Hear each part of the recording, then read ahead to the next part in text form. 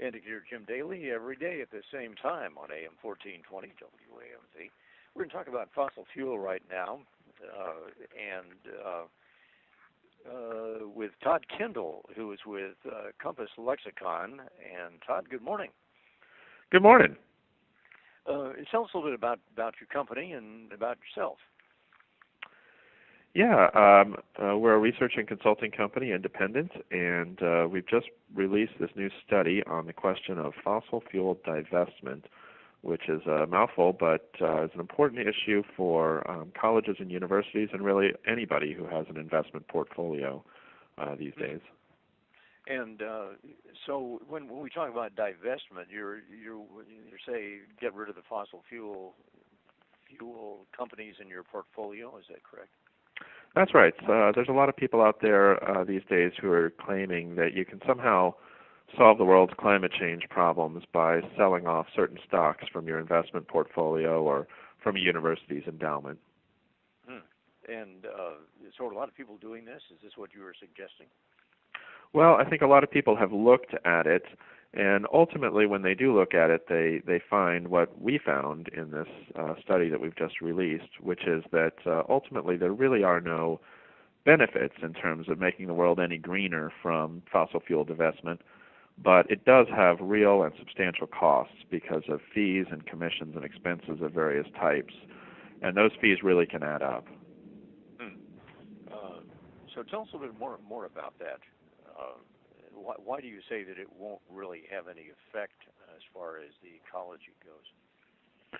Yeah, the fundamental economics of it are just that if you sell off one stock, in order to sell it, somebody else has to buy it.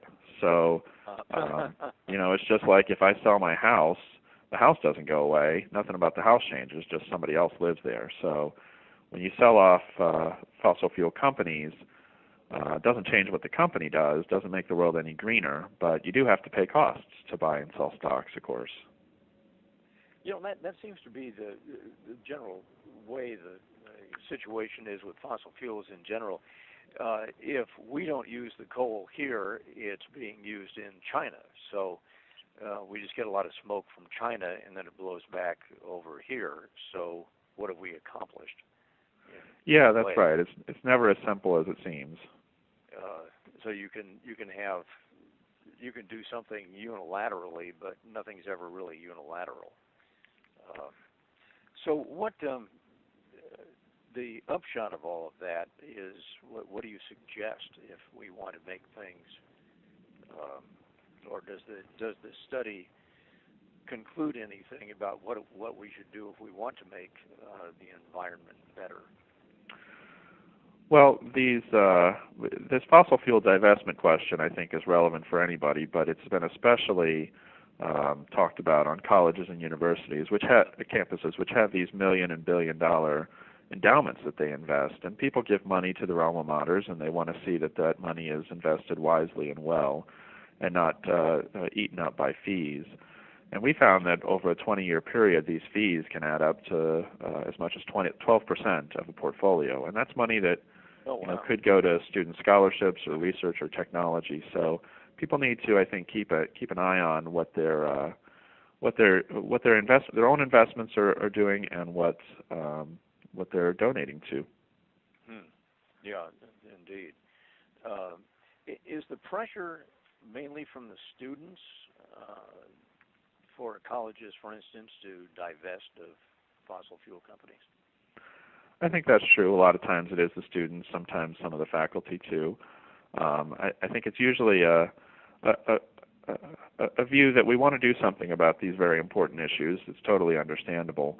But this divestment is just not the way to go. It just doesn't have any benefits, and it does have real costs.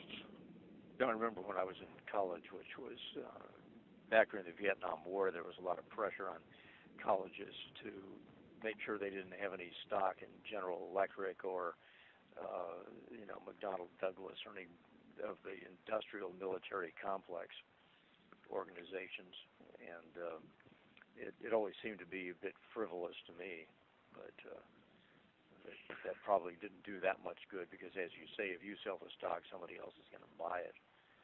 Yeah, that's right. And there have been a lot of studies of these sort of divestment movements over time, and they have almost uniformly found that really there is no effect. Hmm. Was there anything else that your study concluded? Yeah, we, your listeners who may be interested in this can read the study and all the details of the data and analyses that we did at divestmentfacts.com. But in the study, we really come to the conclusion that it's basically a bumper sticker sort of solution to global warming issues. It may be sort of satisfying to put it on the back of your car, but it doesn't really influence anybody, doesn't really do any good. And in this case, it's an awfully expensive bumper sticker. It sounds like it. Certainly in an era when college education is getting more and more expensive, and people are having to take out loans and pay all this interest. And as you say, if that 12% could pay for some scholarships, couldn't it? Yeah, that's right. That money has to be replaced somehow, whether it's in the form of higher tuition or greater fees or just lower services to students and faculty. Great. Well, Todd Kendall, thank you very much for sharing that with us. And once again, give us the place where we can find out, read the study. Yeah, that's at divestmentfacts.com as well as other places on the Internet. It's great to talk to you this morning, Bob. Okay, great. Well, really, Todd, good to talk to you, and thanks for the information. Really appreciate it. Bye now. It's Bye. 18 minutes past the hour of 9 o'clock.